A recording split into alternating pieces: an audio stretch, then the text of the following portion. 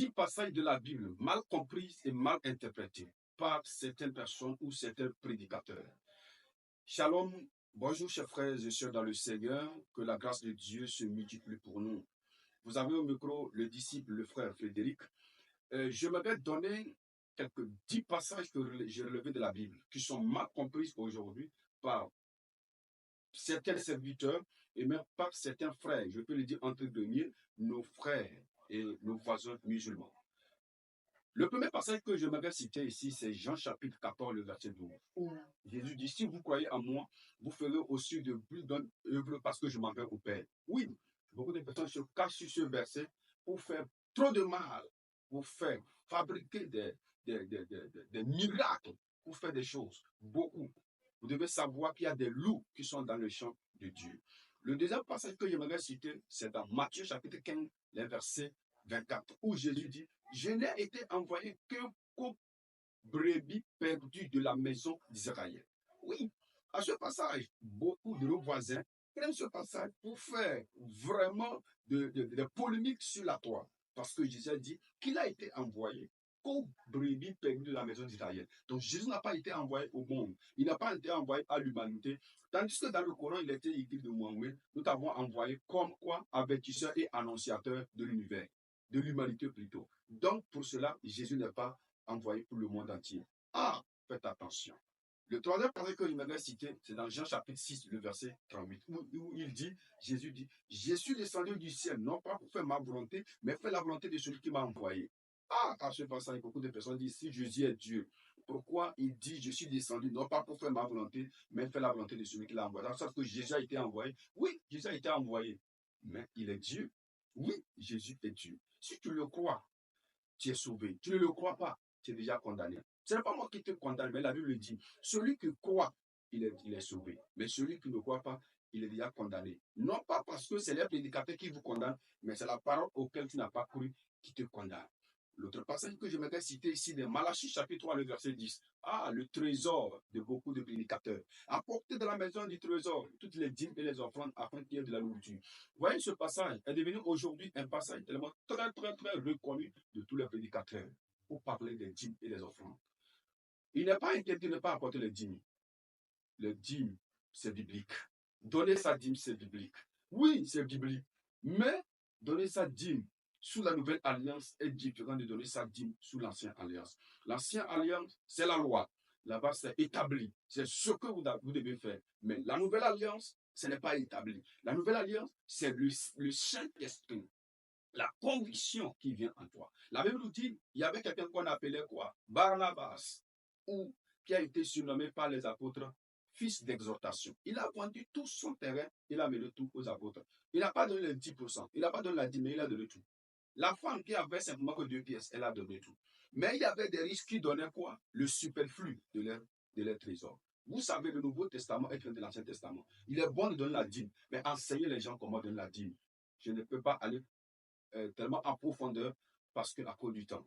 L'autre passage, c'est Jean chapitre 14, le verset 16, où il dit, et moi je prie le Père afin qu'il vous envoie un autre consolateur. Encore ce passage, nos voisins disent, si Jésus dit un autre consolateur, c'est le Mahomet. Ah, lisez bien vers la suite. Il dit, l'esprit de vérité que le monde ne connaît pas, il sera avec vous éternellement. Mahomet n'a pas été avec nous éternellement. D'ailleurs, il a été mort par un empoisonnement. Voilà les preuves. Il n'a pas été entièrement avec nous. Oui, il n'a pas été éternellement avec nous. Donc cela veut dire que c'est encore l'erreur. Faites attention. L'autre passage que je vais lire, c'est dans Luc 22, le verset 41, où il dit, étant allé encore plus loin, Jésus se jeta à terre, se mettant à genoux et priait. Encore ce passage, nos voisins nous disent, si Jésus se mettait à genoux, c'est qu'il est musulman, parce qu'il se met à genoux. Ah, mon frère et ma soeur, si tu veux voir beaucoup de prédicateurs, beaucoup de personnes qui prient à genoux, moi j'ai prié à genoux. J'ai fait mes prières à genoux. La majorité de mes prières sont à genoux. Oui. Mais ce n'est pas courber la tête. On n'a pas dit courber la tête, mais on dit à genoux. On ne va pas faire trop de polémiques sur ça.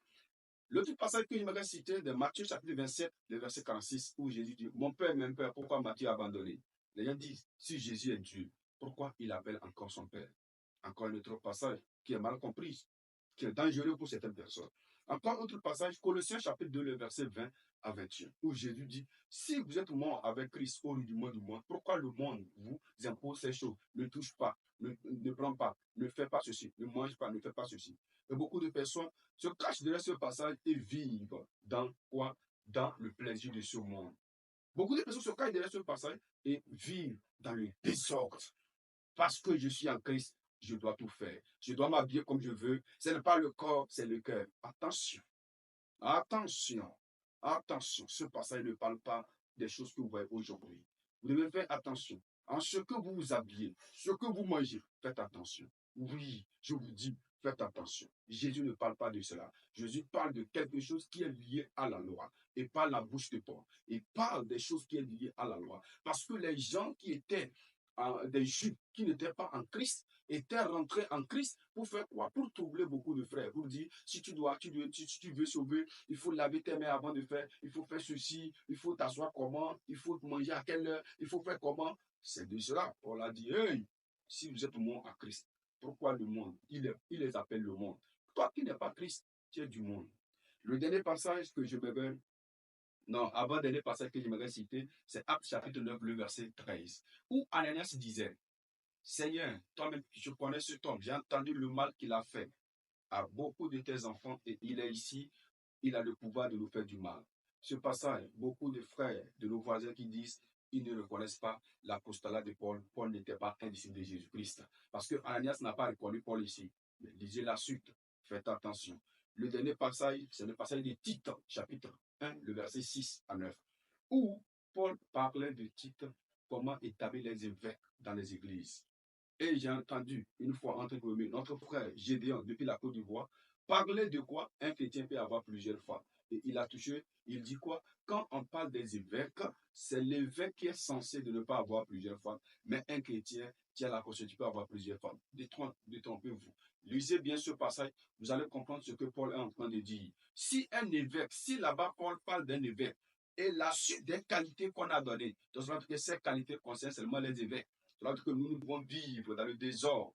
Nous pouvons vivre dans ce que nous voulons, avoir plusieurs femmes, faire ce que nous voulons. Non, frères et sœurs, quand vous lisez la Bible, ne cherchez pas quelque chose qui vous fait du bien.